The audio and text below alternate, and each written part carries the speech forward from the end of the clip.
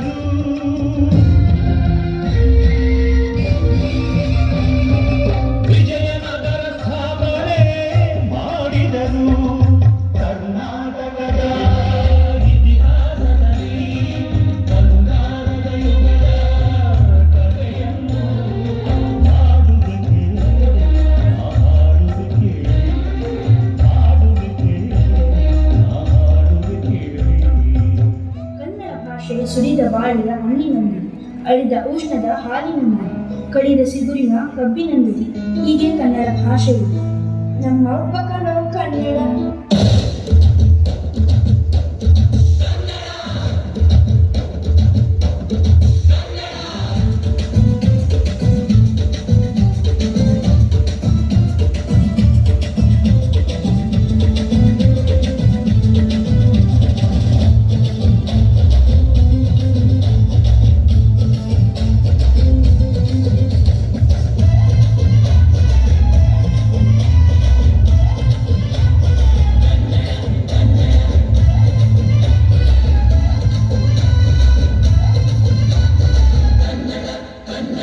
ಅವ್ವ ಕಣ್ಣು ನಮ್ಮ ಜೀವ ಕಣ್ಣು,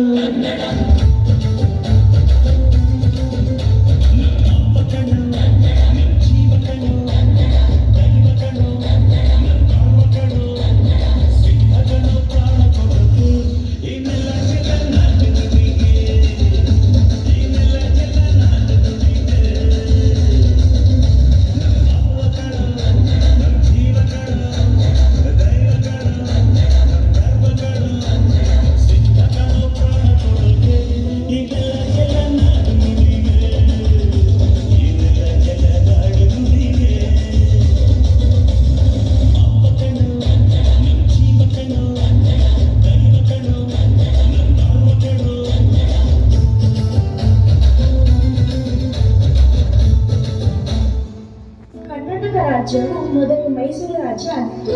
ಅದನ್ನು ಕನ್ನಡಿಗರೆಲ್ಲ ಸೇರಿ, ಅದರಲ್ಲೂ ಆಲೂರು ವೆಂಕಟನಾಯರು, ಸಿದ್ದಪ್ಪ ಕಂಬಳಿ, ಹರ್ಡೇಕರ್ ಮಂಜಪ್ಪ, ಹೂವಿನಗೋಳ ನಾರಾಯಣ, ಕೇಸರಿ ರೆಡ್ಡಿ, ಎಸ್ ನಿಜಲಿಂಗಪ್ಪ ಹೀಗೆ ಮುಂತಾದವರು ಸೇರಿ ಮೈಸೂರು ರಾಜ್ಯವನ್ನು ಪಿಂಗಲನಾಡು, ಕಮ್ಮಿತ್ತುನಾಡು, ಕರುನಾಡು, ಕರ್ನಾಟಕ ಎಂಬ ಹೆಸರಿನಿಂದ 1973 ನವೆಂಬರ್ 1ರಂದು ಒಂದುಗೂಡಿಸಿದರು. ಹೀಗೆ ಕನ್ನಡ ನಾಡು ಕರ್ನಾಟಕ ಎಂದು ನಾಮಕರಣವಾಯಿತು. ಕರ್ನಾಟಕ ಅನೇಕ ಕವಿಗಳ ಬೀಡಾಗಿದೆ. ಆ ಕವಿಗಳು ಕನ್ನಡವನ್ನೇ ತಮ್ಮ ಉಸಿರನ್ನಾಗಿಸಿಕೊಂಡಿದ್ದಾರೆ. ಕನ್ನಡ ತಾಯಿಯನ್ನು ಹಾಡಿ ಹೊಗಳಿದ್ದಾರೆ.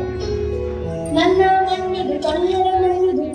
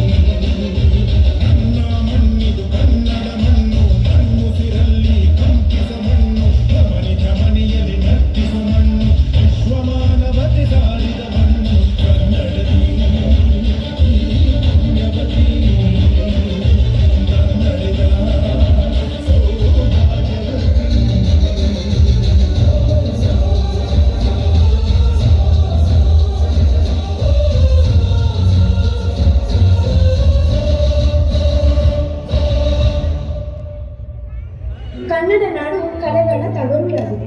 ಇಲ್ಲಿರುವ ಪ್ರತಿಯೊಂದು ಕಲ್ಲುಗಳು ಕೂಡ ಇತಿಹಾಸ ಹೇಳುತ್ತವೆ. ಕರುನಾಡ ತಾಯಿ ಸದಾ ಚಿನ್ಮಯಿ.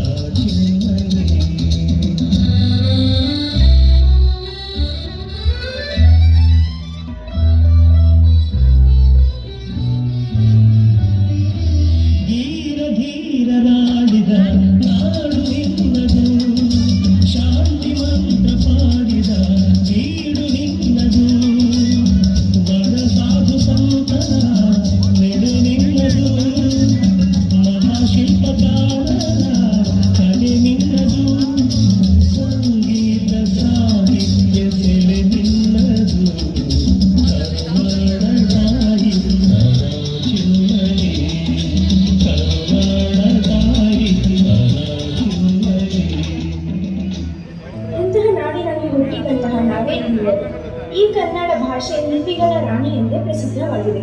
ಇಲ್ಲಿ ಅನೇಕ ಕನ್ನಡಿಗರು ಕರ್ನಾಟಕ ಖ್ಯಾತಿಯನ್ನು ಅಂತಾರಾಷ್ಟ್ರೀಯ ಮಟ್ಟಕ್ಕೆ ಹಬ್ಬಿಸಿದ್ದಾರೆ. ಉದಾಹರಣೆಗೆ ಶಕುಂತಲಾ ದೇವಿ, ಕೆಂಗಲ್ ಹನುಮಂತಯ್ಯ, ಸರ್ ಎಂ ವಿಶ್ವೇಶ್ವರಯ್ಯ, ಪುಷ್ಪಲತಾ, ಅಂಜಲಿ ದೇವಿ, ಕ್ರೀಡೆಯಲ್ಲಿ ಅನಿಲ್ ಕುಂಬ್ಳೆ, ಮಯಾಂಕ್, ಅಭಿನವ ಮನೋಹರ, ಉಪಗ್ರಹದ ಪಿತಾಮಹರಾದ UR ರಾವ್, ರಾಮಕೃಷ್ಣ, ಶ್ರೀನಾಥನ್, ಇಸ್ರೋದಲ್ಲಿ ಹೀಗೆ ಅನೇಕ ಜನ ಕನ್ನಡಿಗರಿದ್ದಾರೆ. ಇತ್ತೀಚೆಗೆ ಬುಕ್ಕರ್ ಪ್ರಶಸ್ತಿ ಪಡೆದ ಬಾನು ಮಿಸ್ಟರ್ ಅವರು ಕನ್ನಡಿಗರು. ಈ ಕೃತಿಯನ್ನು ಅನುವಾದಿಸಿದ ದೀಪಾ ಬಸ್ತಿ ಕೂಡ ಕನ್ನಡಿಗರು. ಸೇನೆಯಲ್ಲಿ ಜನರಲ್ ಕಾರ್ಯಪ್ಪ, ಸಂದೀಪ್ ಉನ್ನಿಕೃಷ್ಣನ್ ಹೀಗೆ ಹಲವು ಸೈನಿಕರು ಕೂಡ ಧ್ವಜವನ್ನು ಹಿಡಿದು ಭಾರತಾಂಬೆಗೆ ಸೇವೆಯನ್ನು ಸಲ್ಲಿಸುತ್ತಿದ್ದಾರೆ. ಸಾಧನೆ ತೋರಿದ ನಿಮಗೆಲ್ಲ ಸಾವಿರ ಸಾವಿರ ಚಪ್ಪಾಳೆ.